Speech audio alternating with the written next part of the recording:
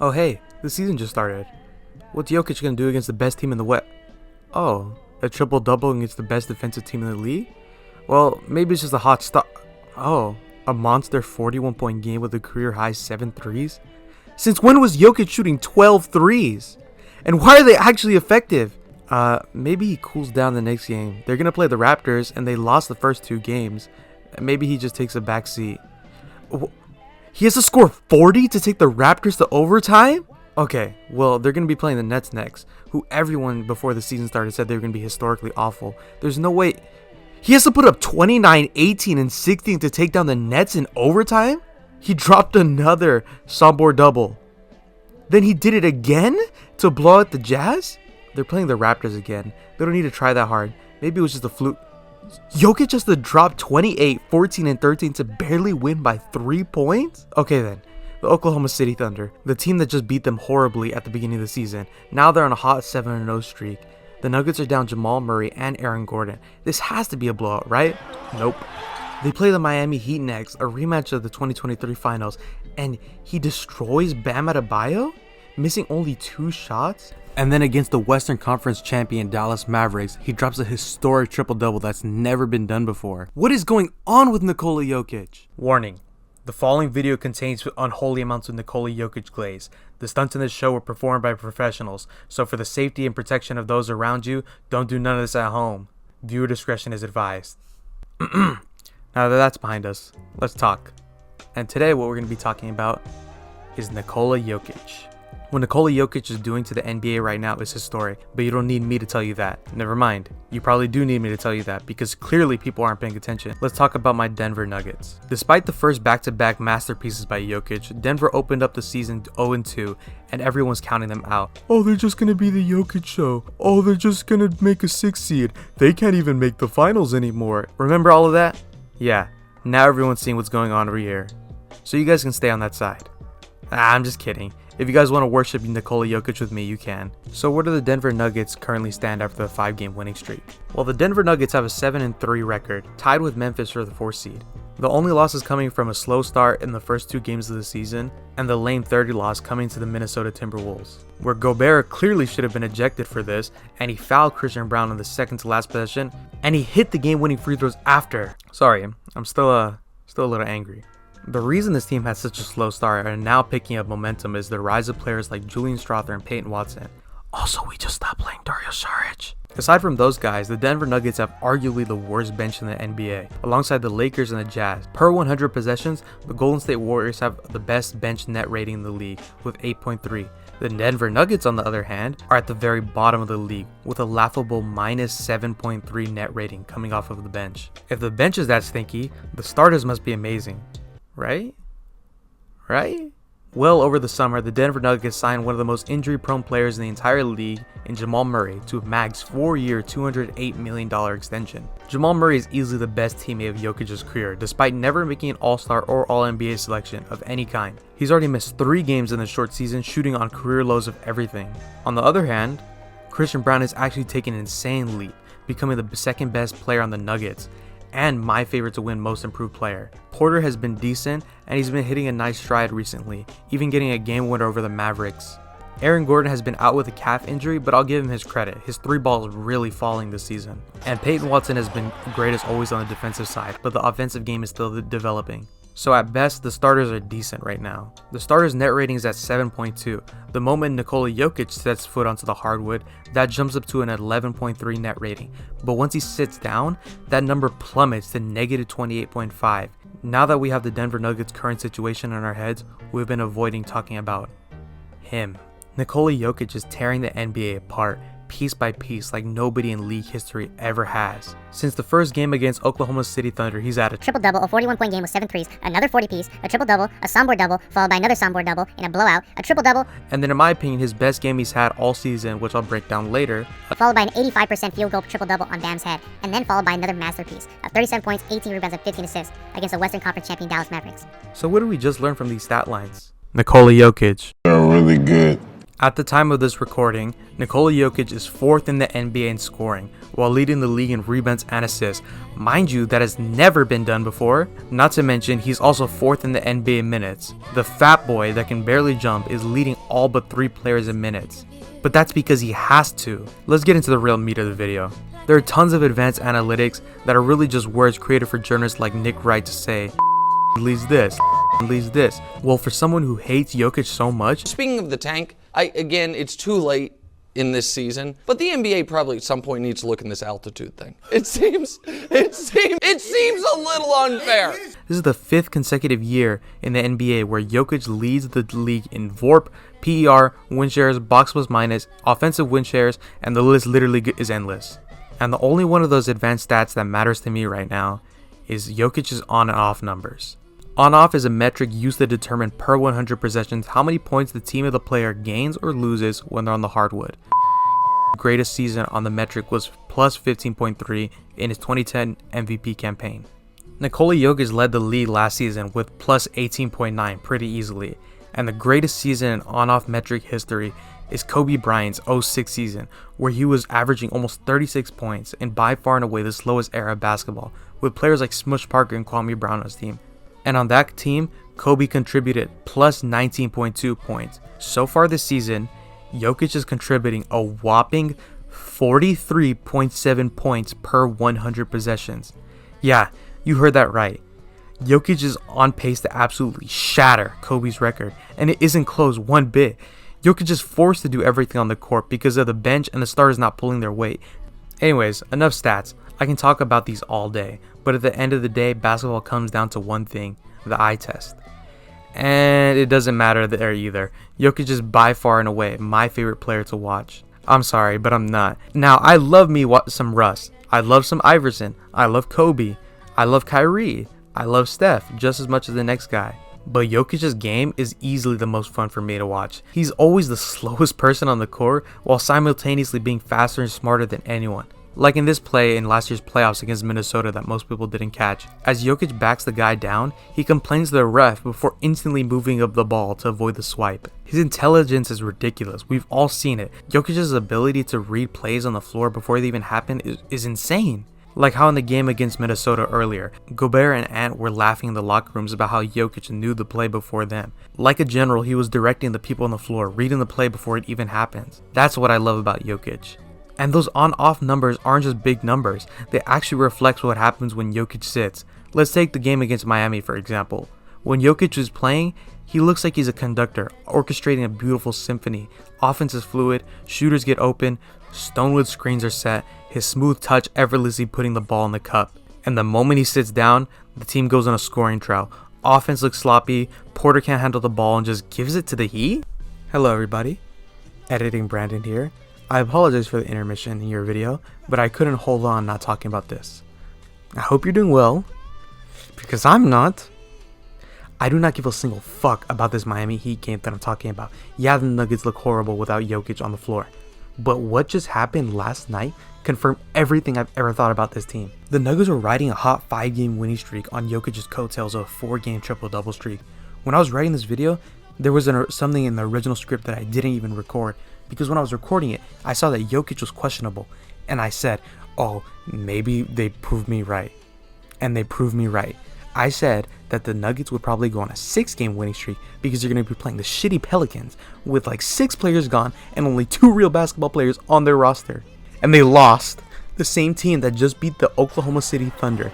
The team with the best net differential in the NBA. The team with the best defense in the NBA. My grandpa called me telling me that the Thunder were going to make me cry because Jamal Murray and Aaron Gordon were missing for this game. And you know what? They beat them. They beat them. But they can't beat the fucking Pelicans because they don't have Jokic there to babysit them. Offense looks sloppy. Shooters couldn't get open. Jamal Murray cannot lead a team. I don't care if Mike had 24 points. If you watched the game, you saw that he looked aimless and didn't know what he was doing because he's not used to having the ball that much in his hands and didn't have Jokic throw him a no-look pass. The Denver Nuggets loss over the Pelicans was so embarrassing, they couldn't score over 100 points on the 3rd worst defense in the NBA.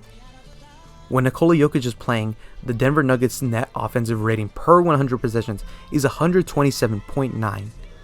the highest net offensive rating in NBA history. With Jokic sitting, the Nuggets offensive rating is a putrid 86.3. Can you take a guess? Yeah, the worst net rating in NBA history. This team is not the Denver Nuggets. This team is Nikola and friends.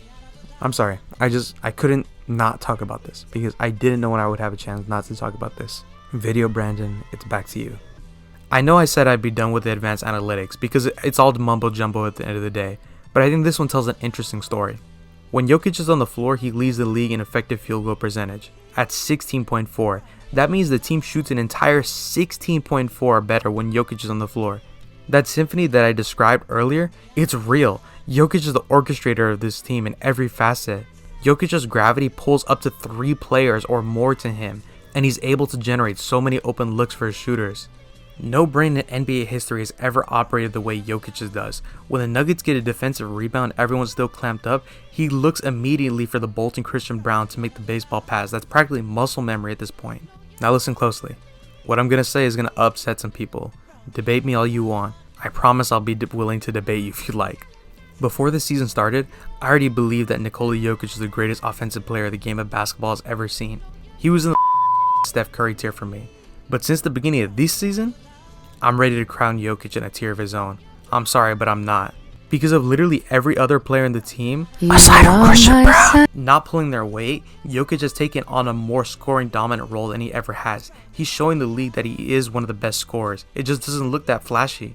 On top of that, he's doing it on an absolutely disgusting shooting splits of 56% from the field and 84% from the foul stripe. And yeah, I mentioned his 41 piece on the Clippers with a career high 7 threes. For a 7-footer not named Karl Anthony Towns, he made 7 threes, shooting 12 of them.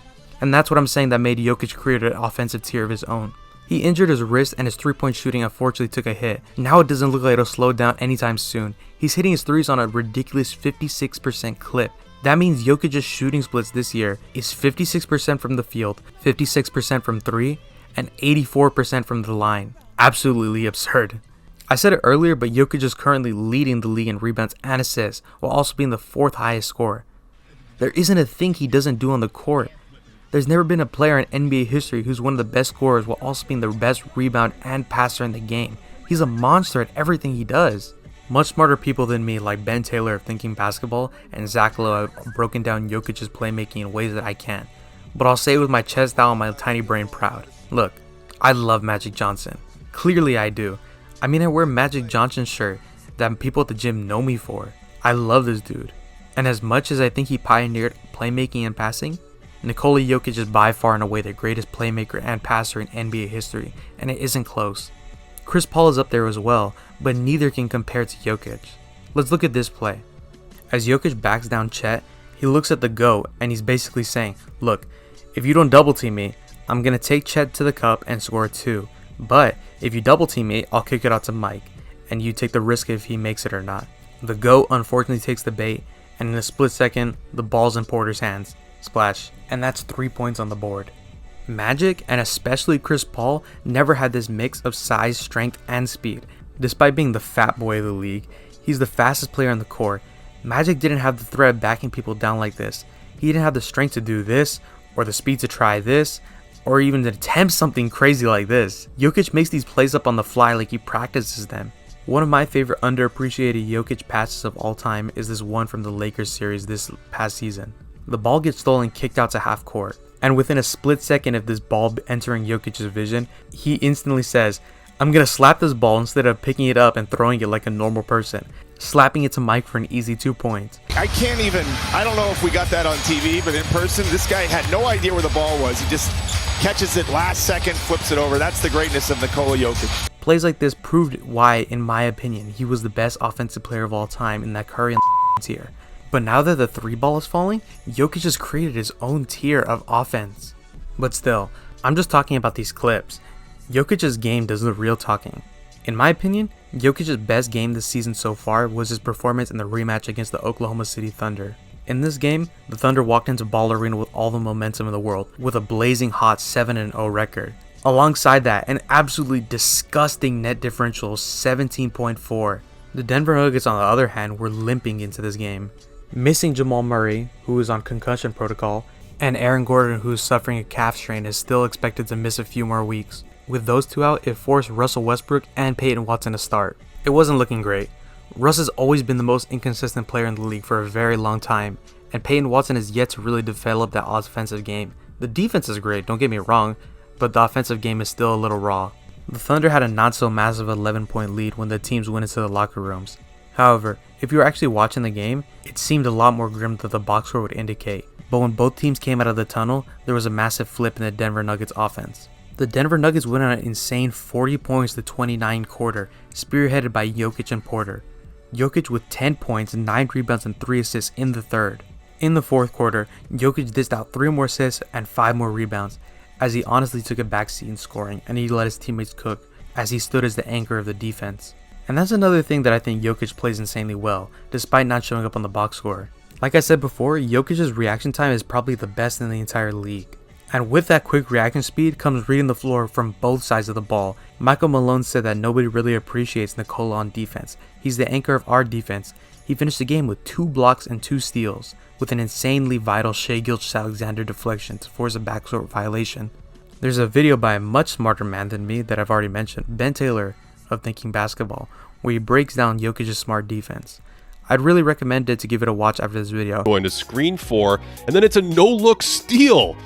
And that's a very quick reaction to the cutter. Jokic has always had great hands defensively. They're extremely active, and his elite hand-eye coordination lets him target the ball accurately like this.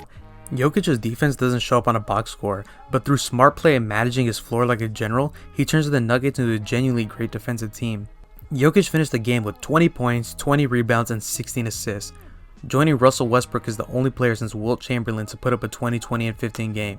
And that's what's so funny about this season of Jokic so far to me, because there's a great argument to be made that this wasn't even a top 3 Jokic game this season so far. You could pick his record-breaking game against the Mavs, the 85% triple-double on the Heat, or the 41-point game with 7 threes against the Clippers, and I wouldn't disagree with you being the best game.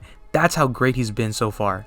And if the Nuggets could hit any of the open shots he was giving them in the first half, this easily could have been a 20-20-20 game. At the time of recording this, Jokic is currently somehow behind Anthony Davis and Jason Tatum in the MVP race. Anthony Davis is contributing a plus 3.4 on the on-off metrics. Tatum, meanwhile, is at a laughable 0.6 of a point, all while Jokic is, like I already mentioned, on pace to absolutely obliterate the greatest on-off metric NBA history, averaging 29.7 points, which is 4th in the league, 13.7 rebounds, which is 1st in the league, and 11.7 assists, which is also 1st in the league. I predicted this in my last video that he was going to average a triple-double because I knew he had to develop the younger guys, but I also cursed myself in that video, which I still unfortunately believe is true. Nikola Jokic will not win this year's MVP award. That award's probably going to go to shai gilgeous-alexander. However, I'd love to be proven wrong. The NBA MVP award is historically a very narrative-based award. Allen Iverson. I know I love him so much. I made a whole video on him. He was not the best player that season. This guy was. He won the award for carrying an offensively limited Sixers team to the 1st seed. And in 2023, this fraud who choked in the 2nd round stole Jokic's MVP, who actually won it all that year, as he was blackballed by the media through a combination of racist Kendrick Perkins comments, voter fatigue, and the media not wanting Jokic to be the first to win 3 straight since Larry Bird. They didn't give him the MVP award, despite Jokic having a league-best true shooting percentage for all high-volume scorers of 70%, while being 0.2 assists away from a triple-double average. The best passer and rebounder in the league was simultaneously the most efficient scorer in the league. Absolutely absurd that he didn't get that MVP. And this year, what's blocking Jokic from his 4th MVP award is Shai's team will more than likely have a better record than the Nuggets, and the media will do anything to prevent anyone tying their golden goose MVP awards. I would love to be proven wrong. I promise you I'd want nothing more for a 4th MVP award for Jokic. It would greatly help me push my agendas even further than I already do. Despite Calvin Booth in the front office seemingly trying to sabotage quite possibly the greatest peak in basketball history with every move they do, letting important pieces go, surrounding him with subpar help, the worst net rated bench in the entire league, and giving out insanely expensive contracts like they're candy, Jokic is carrying a subpar roster to an on-pace 56-win record, beating the Western Conference favorite OKC Thunder without his 2nd and 4th best players, and last year's Western Conference champion Dallas Mavericks, putting up historical stat lines, all while averaging a triple-double, leading the league in assists and rebounds, 4th in minutes on disgusting 56, 56, 85 shooting splits. And this is the 5th straight season where he leads the league in BPM, PER, win shares, box plus minus, and the list goes on and on. Not to mention, he has the best career PER and box plus minus. Yeah, ahead of these two. All while absolutely obliterating Kobe's all-time on-off numbers by a whopping 24.5 points. If Jason Tatum left the Celtics would still be a top 3 seed. If left the Lakers, Anthony Davis would still will them to the playoff.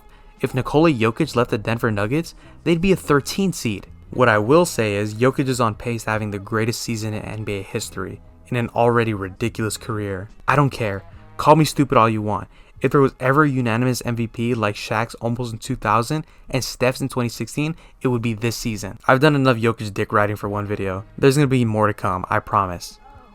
What I will say is, in 20 years when people are looking back at Jokic's career, remember who was here spreading the gospel in 2024. I am urging you all to watch every future Denver Nuggets game and appreciate the greatness in front of our eyes. 30, 11, 14, 23, 20, 16, and especially the record-breaking 37, 18, and 15. These aren't normal stat lines whatsoever. We're just accustomed to it because he does it every single night. We should be grateful we're alive to witness this night in and night out. That's why I urge you to watch as much Jokic as you can before it's too late.